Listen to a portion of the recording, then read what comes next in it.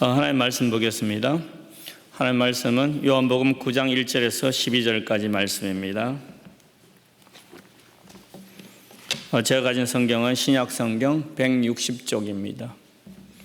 요한복음 9장 1절에서 12절.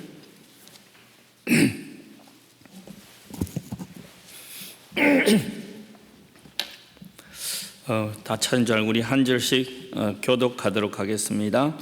예수께서 길을 가실 때 날때부터 맹인된 사람을 보신지라. 물어 이르되 랍비여, 이 사람이 맹인으로 난 것이 누구의 죄로 인함이니까? 자기이니까 그의 부모이니까? 예수께서 대답하시되 이 사람이나 그 부모의 죄로 인한 것이 아니라 그에게서 하나님이 하시는 일을 나타내고자 하심이라. 때가 아직 낮음에 나를 보내신 이의 일을 우리가 해야 하리라. 밤이 오리니 그때는 아무도 일할 수 없느니라. 내가 세상에 있는 동안에는 세상의 빛이로다. 이 말씀을 하시고 땅에 침을 뱉어 진흙을 이겨 그의 눈에 바르시고 이르시되 실로암 못가에 가서 씻으라 하시니, 실로암은 번역하면 보냄을 받았다는 뜻이라. 이에 가서 씻고 밝은 눈으로 왔더라. 이웃 사람들과 전에 그가 그리는 것을 보았던 사람들이 이르되 이는 앉아서 구걸하던 자가 아니냐? 어떤 사람은 그 사람이라 하며 어떤 사람은 아니라 그와 비슷하다 하거늘 자기 말은 내가 그러하니 그들이 묻되 그러면 내 눈이 어떻게 떠졌느냐? 대답하되 예수로 하는 그 사람이 진흙을 이겨 내 눈에 바르고 나더러 실로암에 가서 씻으라 하기에 가서 씻으니 보게 되었노라. 같이 읽겠습니다. 그들이 이르되 그가 어디 있느냐? 이르되 알지 못하노라 하노라. 아멘. 읽은 본문의 말씀을 중심으로 세상의 빛 대신 예수 그리스도라는 제목으로 저녁에 같이 은혜를 나누고자 합니다. 운명이라는 단어에 대한 그 동서양의 반응은 많이 다르다고 합니다. 기독교의 기독교 세계관에 영향을 받은 그 서구 문명에서는 운명에 대한 저항과 극복이 강조되어 왔습니다. 반대로 한국이 속한 동양권은 대체로 운명에 대한 그 수용과 체념을 미덕처럼 간주해 오면서 살았습니다.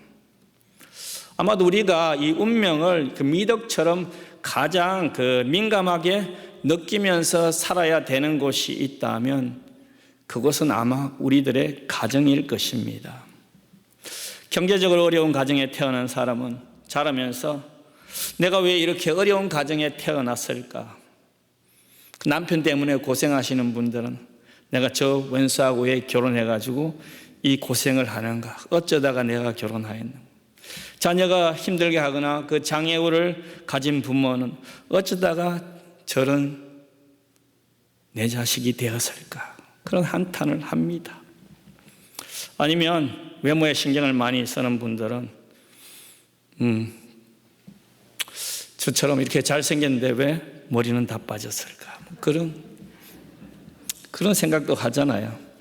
아마 여러분들도 살면서 이런 종류의 그 한탄은 한두 번도 해보았을 것입니다. 그러면서 많은 사람들이 이것이 나의 운명이다, 좀 쉽게 얘기하면 이것이 내 팔자라고 생각하면서 살아갑니다. 저는 어릴 적에 참 이 목사들로 태어난 것이 참으로 후회스러웠어요. 왜냐하면 자라면서 뭘 좀 사달라 하면 무조건 돈이 없다는 거예요. 아버지는 첫마디가 돈이 없다는 거예요. 저희 아버지께서 평생 시골에서 목회했으니까 돈이 없을 수밖에 없죠. 제가 한 가지 잊지 못할 일은 그 6학년 때 그 수학여행을 이제 졸업여행을 간다고 2박 3일 가는데 제가 경북 울진 촌놈이거든요. 그때 기억으로 경주로 그 1박 2일인가 2박 3일 여행을 간 것 같아요. 그 여행비가 5,000원이에요. 달러로 한 사람 한 4불 정도 됩니다. 그 5,000원이 없다고 저보고 수학여행을 가지 말라고 그러더라고요. 그래서 한 몇 주는 쫄른 것 같아요, 울면서. 그래서 겨우 5,000원을 받아가지고 수학여행 간 기억이 있습니다. 이런 일들을 이렇게 누구나 겪으면, 한두 번쯤 겪으면 이것이 나의 운명인가? 참 이것이 나의 팔자란가? 그렇게 생각하면서 살아갈 것입니다. 오늘 본문에 나타난 가난하고 눈먼 사람이 등장합니다. 아마 이 맹인도 자신의 처한 상황을 자신의 운명이나 팔자로 생각하면서 살아갔을 거예요. 그런데 어느 날 주님께서 그 눈먼 사람 앞에 다가와서 치유와 구원에 관한 자세한 설명을 하고 있습니다. 그래서 저는 이 저녁에 어떻게 눈먼 사람에게 주님께서 빛을 가져다 주었는지 말씀을 통해서 몇 가지 나누고자 합니다. 첫 번째로 나눌 것은 1절부터 10절을 보면 앞을 보지 못하는 사람의 그 비참함을 우리는 발견할 수 있습니다. 예수님은 이 전장에서 성전에서 도를 치러 하는 유대인들을 피해서 어디론가 가고 있었습니다. 1절을 보면 예수께서 가실 때 맹인된 사람을 보신지라 그렇게 기록되어 있는데, 성경에 따르면 이 사람은 뭐요? 날 때부터 맹인이었더라 그렇게 기록되어 있습니다. 우리가 여러 가지 장애가 있지만은 제 생각에는 이 앞을 보지 못하는 장애를 가진 사람이 가장 힘들고 고통스러운 장애를 가지지 않았나 그렇게 생각합니다. 앞을 보지 못하면 그 요즘처럼 이 낙엽이 아름답게 물드는 것도 보지 못합니다. 만약 결혼해서 가정을 꾸렸다 하면 그 사랑하는 아내와 토끼 같은 자식도 볼 수 없잖아요. 근데 더 슬픈 것은 어디를 가고 싶어도 마음대로 혼자 움직일 수 없는 그런 현실이었습니다. 이 날 때부터 맹인인 사람은 이 빛이란 본 적이 없기 때문에 그의 세계는 온통 흑암뿐이었습니다. 마치 창세 전에 이 세상이 흑암이었던 것처럼 이 사람은 평생을 흑암 가운데 살았습니다. 성경은 날 때부터 맹인되었던 사람을 통해서 원래 우리 인간이 어떤 상태에 있었는지 우리에게 설명하고 있습니다. 본문에서 그가 성전에서 발견되지 않고 그 길가에서 발견되었다는 의미는 죄인은 항상 뭐요? 하나님과 멀리 떨어져 있다는 사실을 말하고 있습니다. 그러면서 그가 주님을 볼 수 없었기 때문에 주님께서 자기에게 빛을 주기 위해서 가까이 왔지만은 그는 주님을 볼 수 없었습니다.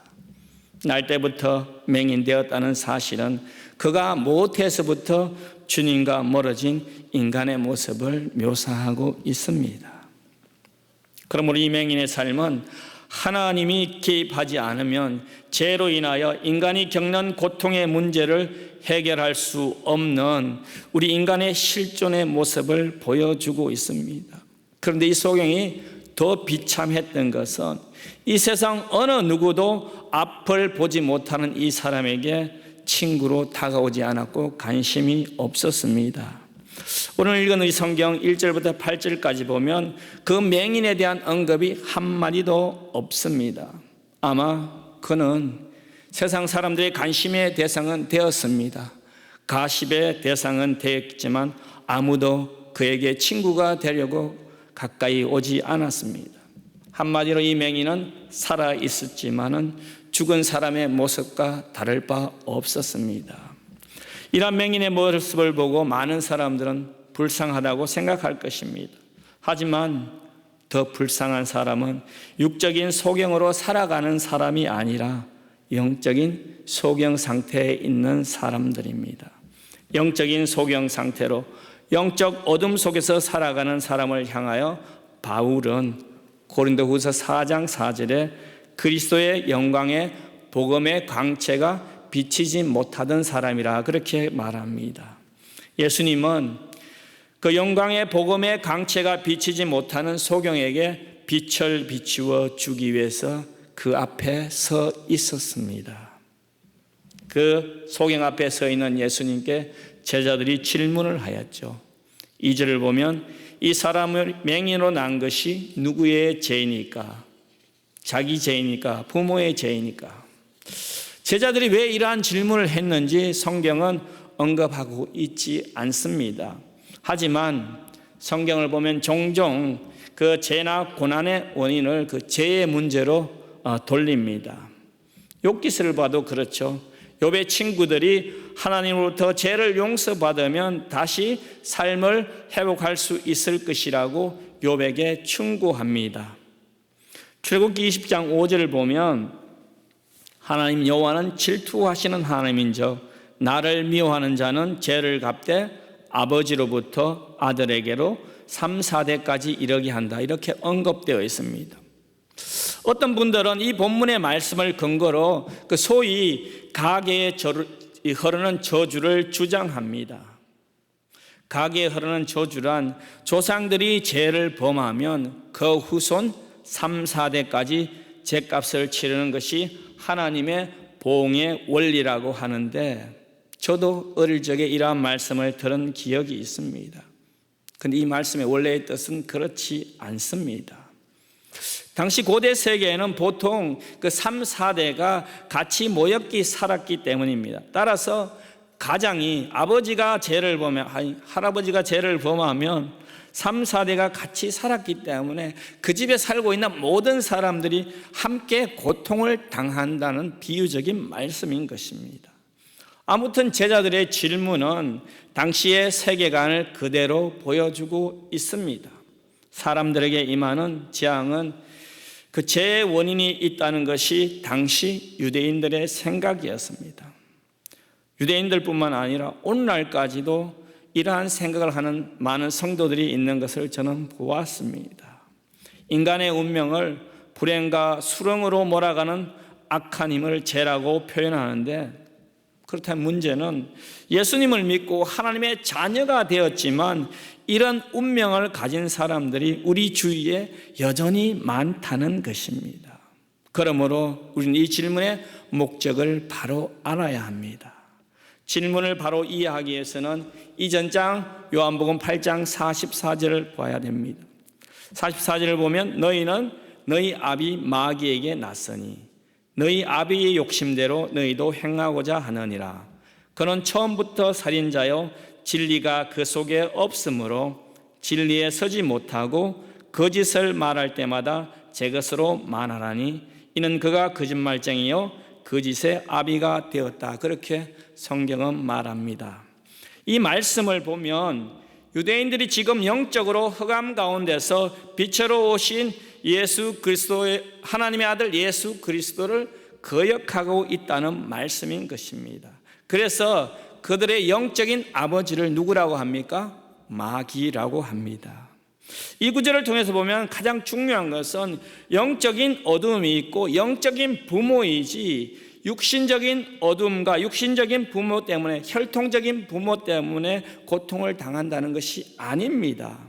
그래서 사람이 거듭나는 것은 혈과 육의 문제가 아니라 전적으로 무슨 문제라고 했습니까? 영적인 문제라고 주님께서 말씀합니다. 이 사람이 누구의 죄로 인함입니까? 라는 제자들의 질문은 그 일종의 그 숙명주의적 질문입니다. 그러나 예수님은 이러한 질문을 단호히 거절하셨습니다. 그렇다면 우리의 삶에서 왜 우리가 이해할 수 없는 끔찍한 재앙들이 가까운 사람들, 또 우리 가족 가운데 일어나는 것일까요? 사실 그것을 아는 사람은 아무도 없습니다. 그저 우리는 그런 일이 일어났다는 사실 앞에서 살아갈 뿐입니다. 죄 때문이든지 다른 이유 때문이든지 관계없이 망가진 우리 인생의 생명을 취할 수도 있고 그것을 은혜로 바꾸어 구원하실 수 있는 분도 하나님 한 분밖에 없다는 사실을 우리는 깨달아야 합니다. 예수님 외에는 우리의 영적인 필요를 채워주실 분이 아무도 없다고 고백하면서 우리의 삶을 보면 우리는 예수님과 상관없는 세상의 방법과 가치관으로 우리의 영적인 공허함을 채우려고 합니다. 소경이 길가에 앉아서 구걸하는 것처럼 우리 자신의 영적인 공허함을 채우기 위해서 우리는 세상의 온갖 쾌락을 구걸합니다. 성도 여러분, 여러분 무엇으로 영적인 만족을 채워가면서 이 땅에서 성도로서 하루하루 살아가고 있습니까? 지난주에 우리는 강사 목사님의 말씀을 통해서 우리가 믿는 기독교의 진리는 뭐예요? 위에서부터 아래로 내려오는 것이라는 말씀을 들었습니다. 예수님은 하나님의 본체시나 하나님과 동등됨을 취할 것으로 여기지 아니하시고 오히려 자기를 비워 종의 형체를 가져 사람과 같이 되셨다, 그렇게 말씀하셨습니다. 주님이 이렇게 낮아진 이유를 바울은 고린도후서 8장 9절에 다음과 같이 말씀합니다. 우리 주 예수 그리스도의 은혜를 너희가 알거니와 부요하신 이로써 너희를 위하여 가난하게 되시면 그의 가난함으로 너희를 부요하게 하려 하심이라, 그렇게 말씀하셨습니다. 예수님께서 저와 여러분에게 영적인 풍성한 것들을 누리게 하기 위해서 자신의 육적인 가난뿐만 아니라 영적인 가난도 참으시면서 우리를 당신의 자녀 삼아 주시고 저와 여러분에게 영원한 생명, 그 조의 끝이 없는 영원한 생명을 주셨습니다. 성도 여러분, 여러분들은 이 영적 생명을 소유하고 계십니까? 정말 소유하고 계세요? 예, 아멘. 여러분들 아멘 하셨다면 정말 여러분의 인생은 팔자 핀 사람들입니다. 믿으십니까? 예, 감사합니다. 두 번째로 11절, 38절을 보면 죄인에게 찾아오신 우리 예수님을 발견할 수 있는데, 예수님께서는 이 맹인의 옆을 지나갈 때 이 맹인의 삶은 영원히 바뀌었습니다. 주님께서 먼저 그 병든 육체를 고쳐주셨습니다. 예수님께서 침으로 진흙을 이겨 눈으로 발라주었죠.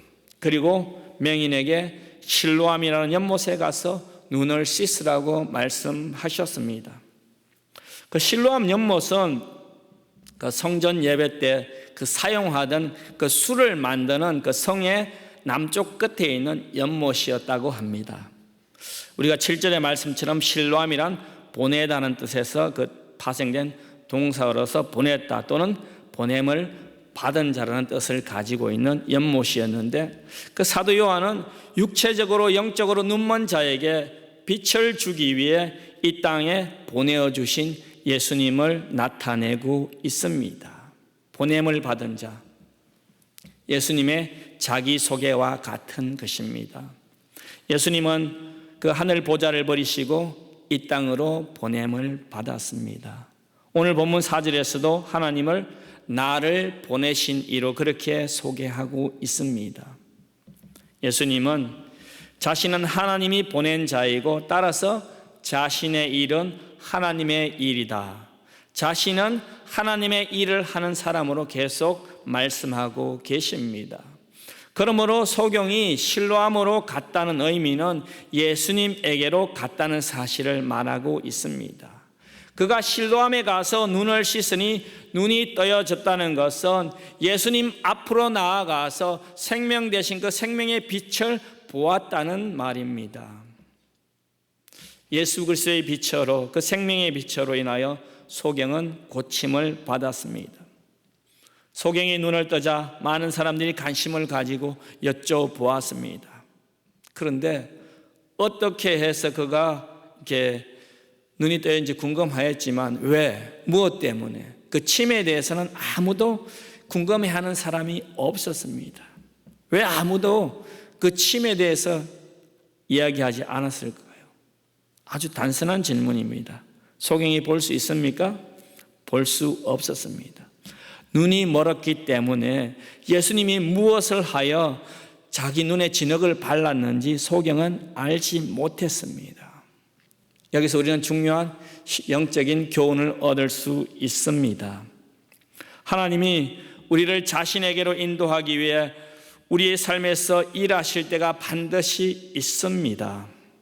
그런데 우리는 하나님이 우리의 삶에서 일하시는 것을 볼 수도 없고 깨달을 수도 없을 때가 많이 있습니다. 우리가 주님을 보지 못한다고 해서 주님께서 저와 여러분의 삶을 간섭하지 않는 것은 아닙니다.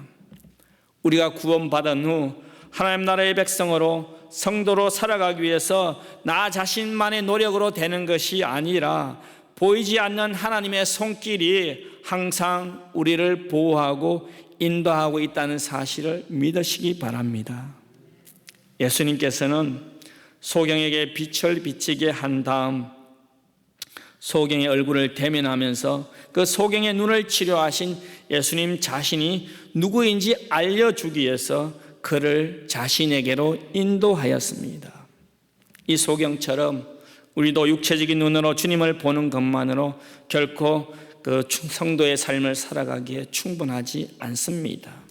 우리가 참 성도라면 육적인 눈으로만 주님을 보지 말고 영적인 경험을 통해서 주님을 보아야 합니다.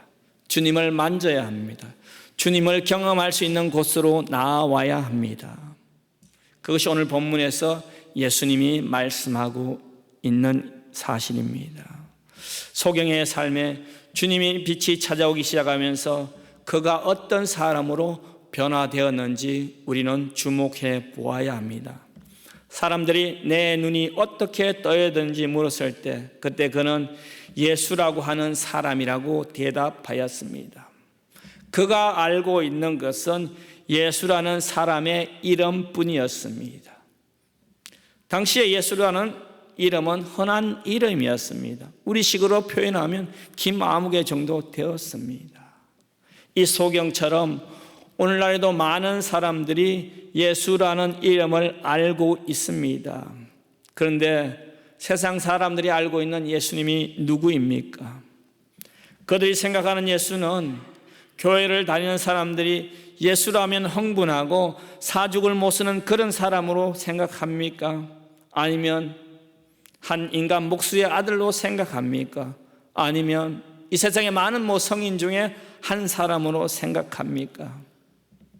성도 여러분, 예수에 대해서 조금 안다거나 그분의 이름을 말할 수 있는 것만으로 우리가 하나님의 성도로 살아가기에 충분하지 않습니다.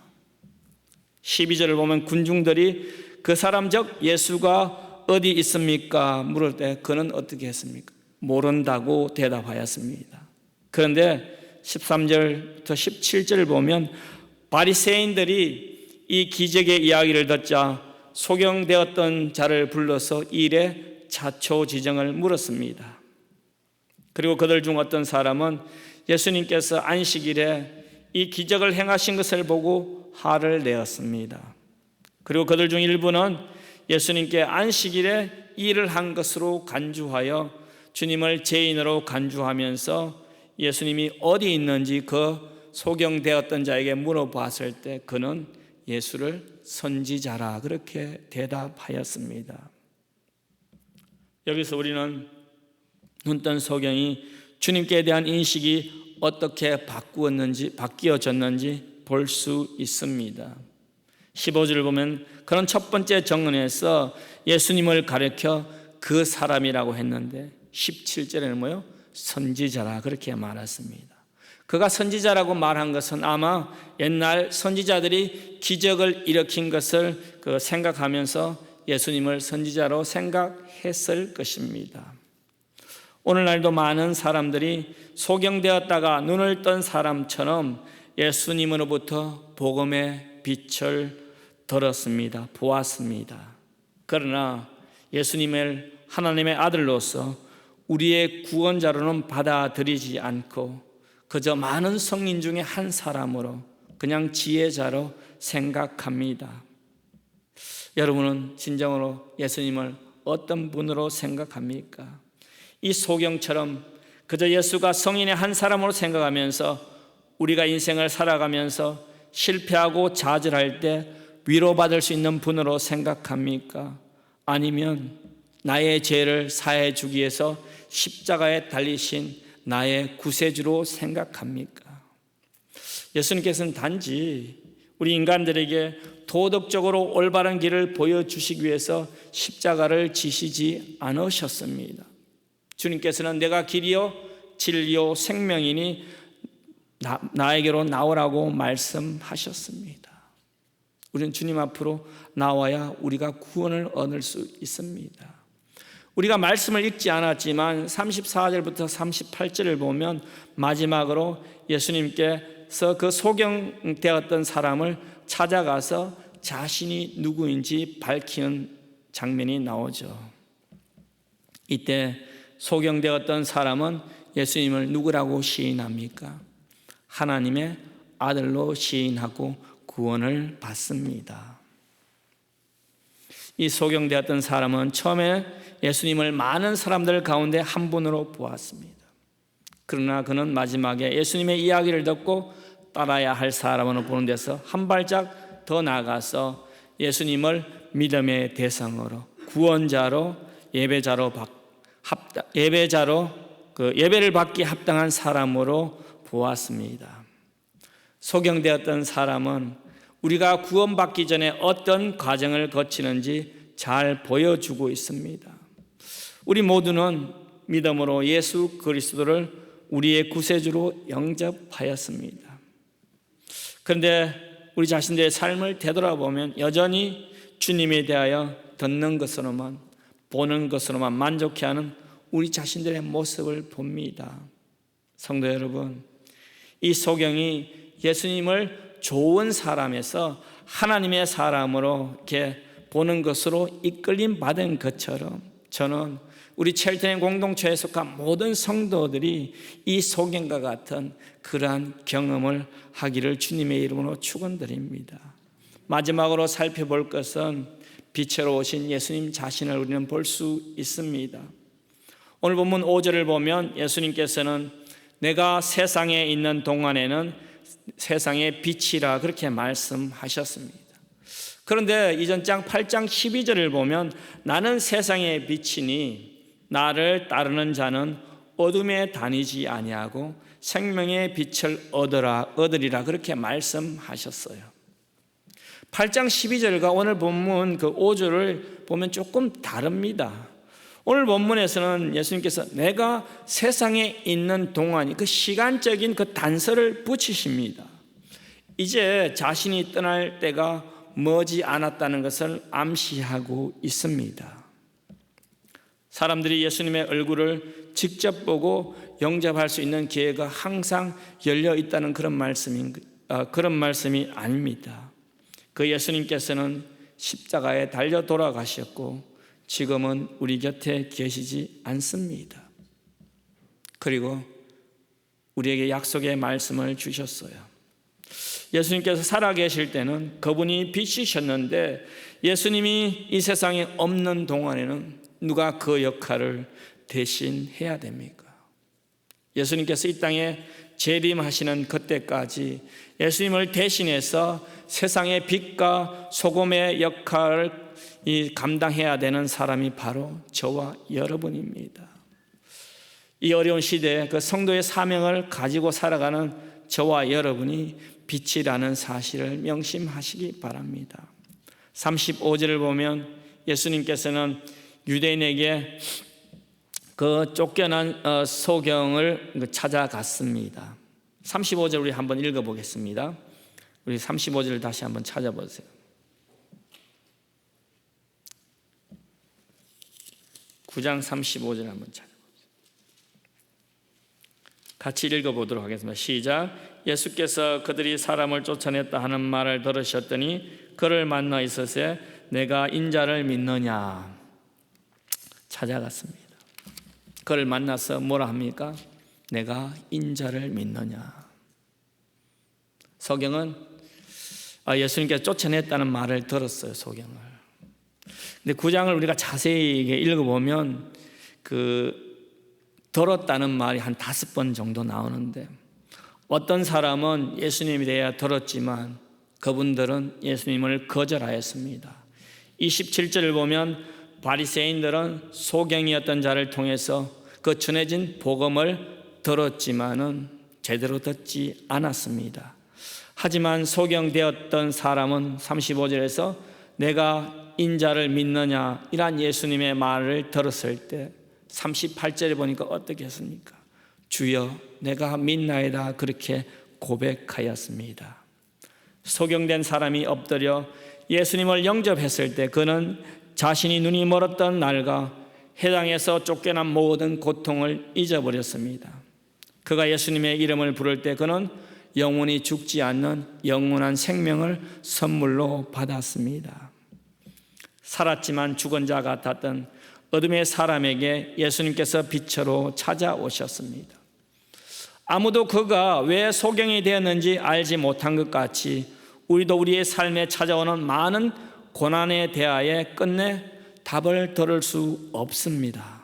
하지만 소경했던 사람은 빛으로 찾아오신 예수님을 영접함으로 새롭게 태어나는 경험을 하였습니다. 이 소경처럼 저와 여러분도 예수 그리스도를 통해서 생명을 얻었습니다. 생명을 얻은 사람은 생명이 아닌 것에 인생의 가치를 두지 않습니다. 그래서 우리는 생명 대신 예수님만 바라보고 살아갑니다. 말씀을 정리하겠습니다. 대부분의 사람들은 자신의 삶에 만족해하지 못합니다. 그래서 다른 사람과 비교하면서 늘 부족함을 생각하고 불평을 하지요. 이것은 그리스도인들의 삶이 아닙니다. 내가 어느 가정에 태어났든지, 내가 가진 조건이 다른 사람보다 조금 못하다 할지라도, 내 자식이 다른 자식보다 공부를 조금 못한다 할지라도, 조금 부족하다 할지라도 그것을 우리는 팔자나 운명으로 생각하며 매여 살지 않을 것입니다. 우리가 이민자로 살아가면서 지금 내가 당하고 있는 고통과 슬픔이 왜 나의 삶에 찾아왔는지 이해할 수 없는 성도의 삶들이 있습니다. 저 또한 저희 가정에 자초하지 않은 어려움들이 있고 해결의 끝이 보이지 않지만 그렇다고 그냥 넉넉고 운명처럼 받아서 살지 않습니다. 그 이유는 하나님의 선하심에 대한 믿음과 신뢰가 있기 때문입니다. 성도 여러분, 우리 앞에 어떤 인생의 얼음이 놓였다 하더라도 우리의 고백은 주님, 저는 하나님의 일을 나타내기 위해서 하나님이 그리스도를 통해서 새롭게 창조된 하나님의 형상입니다.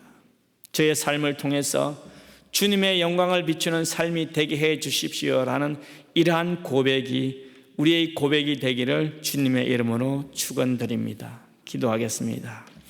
우리 첫 번째 기도 제목은 오늘 본문에 그 나타난 소경처럼